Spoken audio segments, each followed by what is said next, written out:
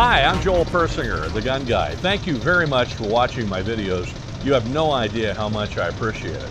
I'm out here at the lower shotgun range today on the P2K range, and as you can hear in the background, the rock quarry next door is cranking away, making little ones out of big ones, so that's what the background noise is. So hopefully you can hear me without any problem. I think you probably can. I've got a real treat today in that I have a Smith Wesson Model 39. Now what makes this gun special is that it's a Smith Wesson Model 39 without the dash. It's an original pistol. It's the original model of the 39. And I've got a dark shirt on today, and I didn't think about it when I left the house. So I will set the pistol down and we'll get some real good close-ups for you so that you can see it in just a minute. Because it is a beautiful thing, and this pistol is as near 100% as I've ever seen any handgun that's a collector's gun. And this was lent to me by a buddy of mine who is a firearms collector.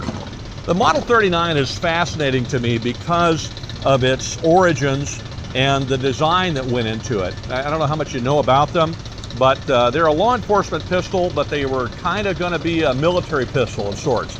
During World War II, obviously, most folks, if you like guns, are familiar with the P38, the Walther, and that's a terrific little pistol.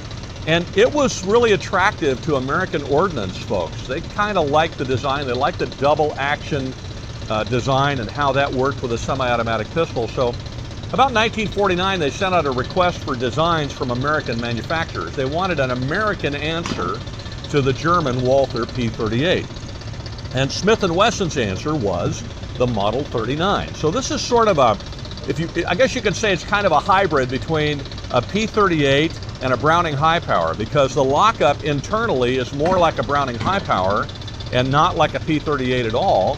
And yet the controls on the gun and the ergonomics of the gun are very similar to that of a P38. It has a lot of the similar features. So it's kind of a hybrid of sorts. And the U.S. military, unfortunately, didn't like it. So unfortunately for Smith & Wesson, they didn't adopt it as a replacement for the 1911 A1. However, it was adopted by the Illinois State Police at one point in the early 60s, and or maybe about, I think it was 1967 or 66 that they took it, so it'd been more the mid to late 60s. And when they started using them, that was a huge boon to the sale of these pistols in the civilian market. If memory serves me correctly, and forgive me, I probably should have looked it up, they started selling these to the civilian market about 1955. And they became reasonably popular, but more so once they were adopted by law enforcement. You know how that works. You know, once a government agency buys them, everybody else wants one too. And that's kind of what happened to this pistol.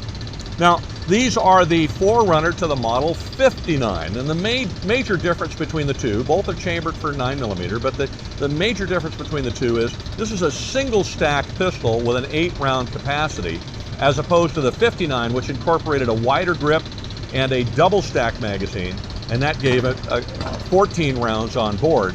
And that was very attractive to law enforcement because obviously, you know, they want to carry as much ammunition as they can, just like you and me.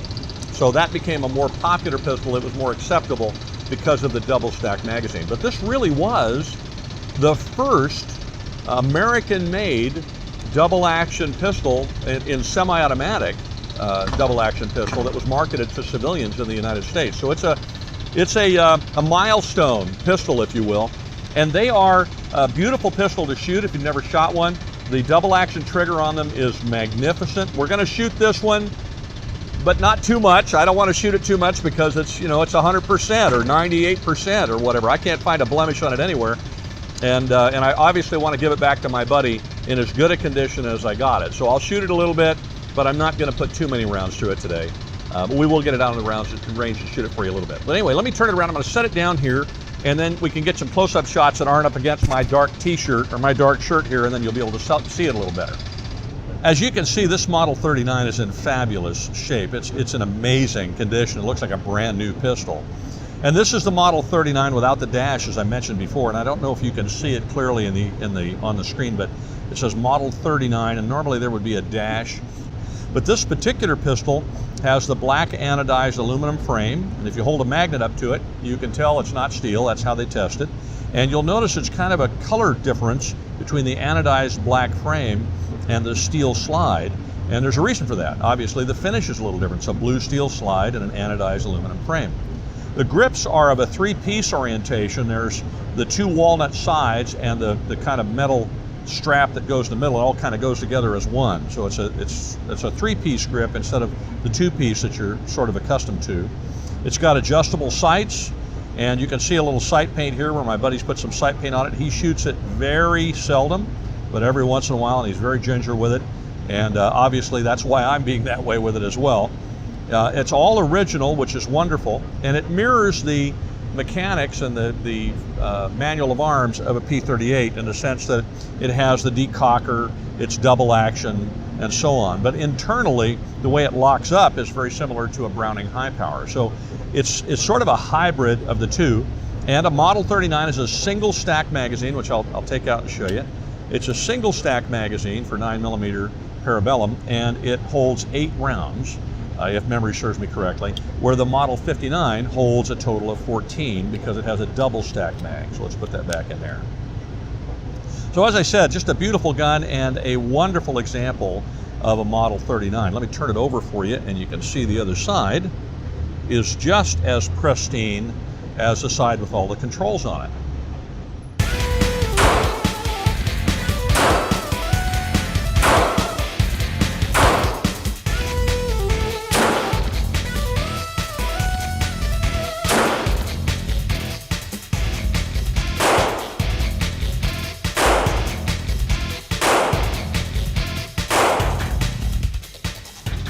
One of the true joys of having a YouTube channel for shooting is the fact that folks will lend me beautiful firearms like this to shoot, and I've enjoyed it thoroughly. I mean, we got to get them back in as good a condition as we get them, but I'm very grateful that folks do that.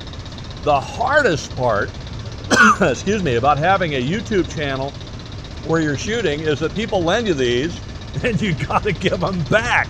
Because once you've shot them and looked at them, I mean, they're just treasures, they really are.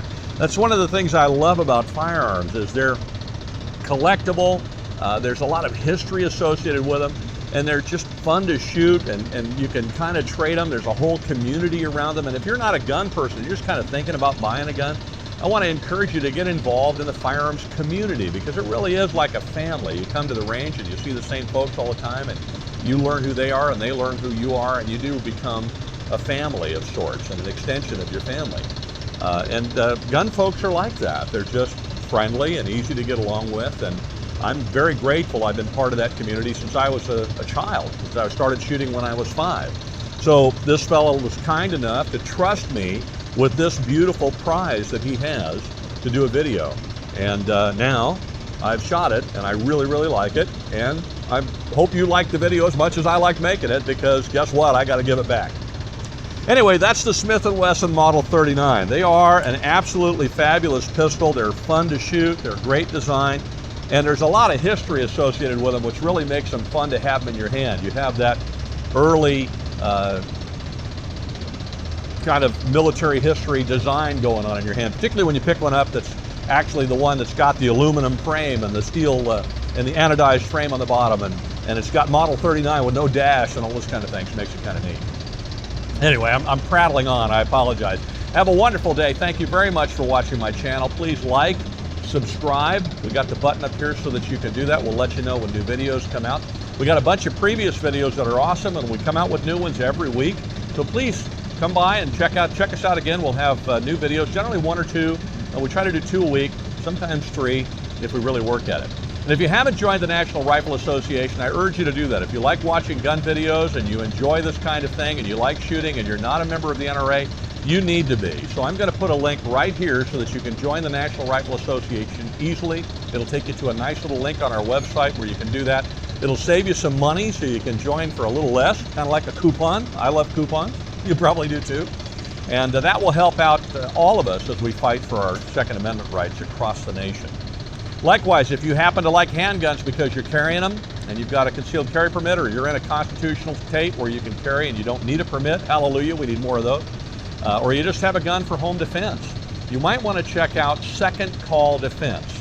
It's a program that will provide you with money for an attorney, money to bail you out of jail, an attorney you can call in the middle of the night, all for a very small fee. It's a service I use to protect myself against all the things that are going to happen after I have to defend myself with a gun. I carry a gun every day, and we have guns for home defense.